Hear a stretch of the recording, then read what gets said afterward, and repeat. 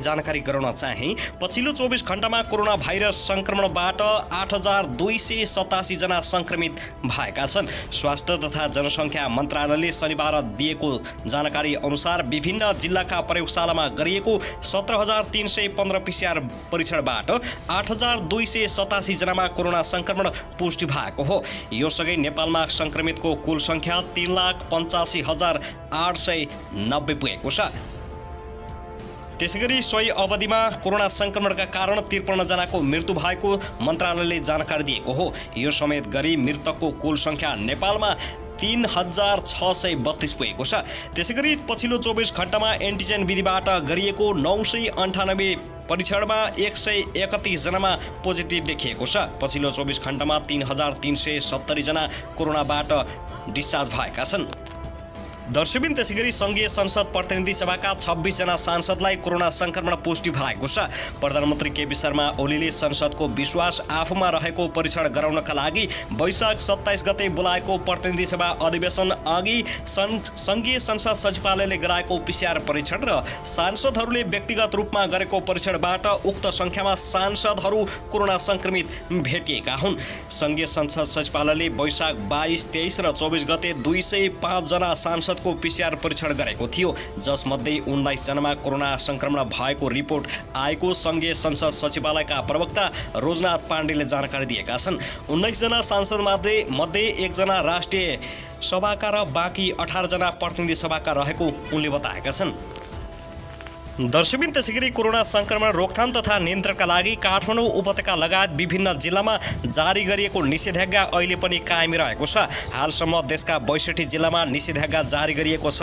48 जिल्लामा पूर्ण र बाँकी जिल्लामा क्षेत्र निर्धारण गरी निषेधाज्ञा जारी गरिएको गृह मन्त्रालयले जानकारी दिएको हो। संक्रमणको दर दिनौँ बढिरहेकाले निषेधाज्ञामा थप कडाई गरिएको छ। अत्यावश्यक पसलहरू बिहान 7 बजेदेखि 9 बजेसम्म मात्र खोल्नका लागि अनुमति दिएको छ।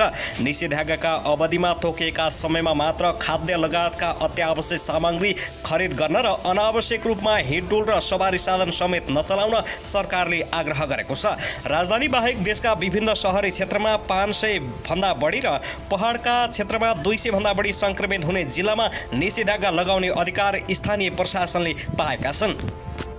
दर्शकबिन त्यसैगरी महानगरीय ट्राफिक प्रहरी महाशाखाले निषेधाज्ञा घोषणा गरेको दिनदेखि परिचालन गरेको विशेष छड्के चेक जाँच तथा अनुगमन टोलीले विभिन्न स्थानबाट दैनिक रूपमा यात्रु ठगी गर्नेलाई पक्राउ गरिरहेको छ।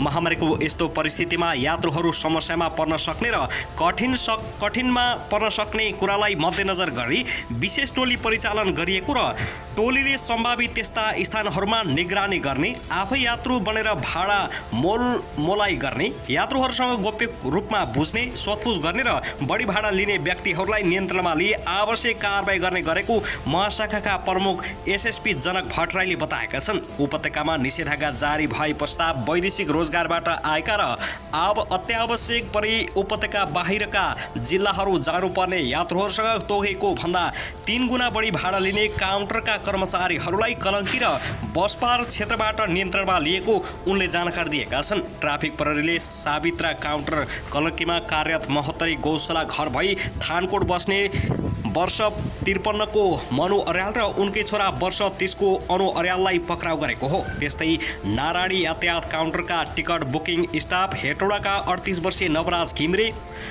कुलेश्वर बस्ने वर्ष 44 का विपिन सुवेदी र जय नेपाल सुपर डिलक्सका बुकिङ इन्चार्ज सुन्दरा काठमाडौँका 49 वर्षीय ज्ञानेन्द्र शाह समेत बढी भाडा लिएको कसुरमा पक्राउ परेका हुन्।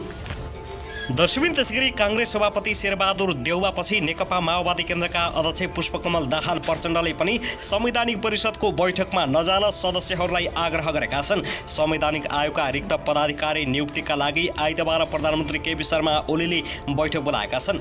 अध्यक्ष प्रचण्डले भोलिको बैठकमा नजान सदस्यहरूलाई अपिल गरेका हुन्। सभामुख अग्निप्रसाद सापकोटाले भने बैठकमा नजाने बताएका छन्।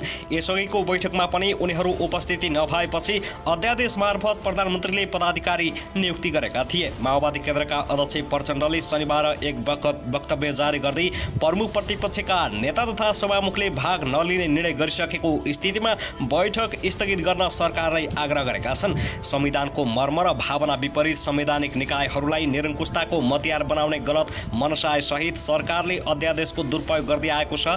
उनले भने संवैधानिक संरचनाको गरिमा समाप्त पार्ने मनसायको त्यस्तो बैठकमा सहभागी नहुन संवैधानिक परिषदका सबै सदस्यहरूलाई हाम्रो पार्टी हार्दिक अनुरोध गर्दछ।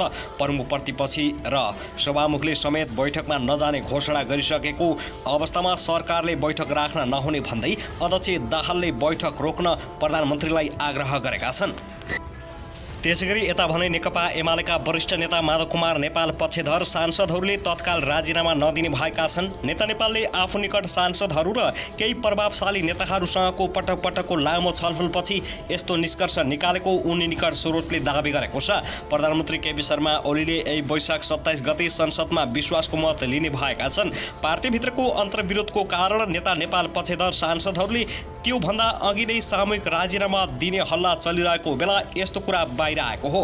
तत्काल राजीनामा दिँदा सांसद पद नै जाने र आगामी 2 वर्षसम्म सांसदविहीन बन्नुपर्ने अवस्था आउने भएकाले नेपाल पक्षले राजीनामा नदिने मनसाय बनाएको हो।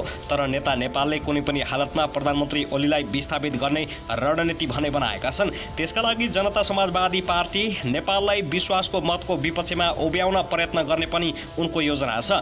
सोही अनुसार नेता नेपाल जसपाका अध्यक्ष उपेन्द्र यादवसँग नियमित छलफलमा जुटेका छन्।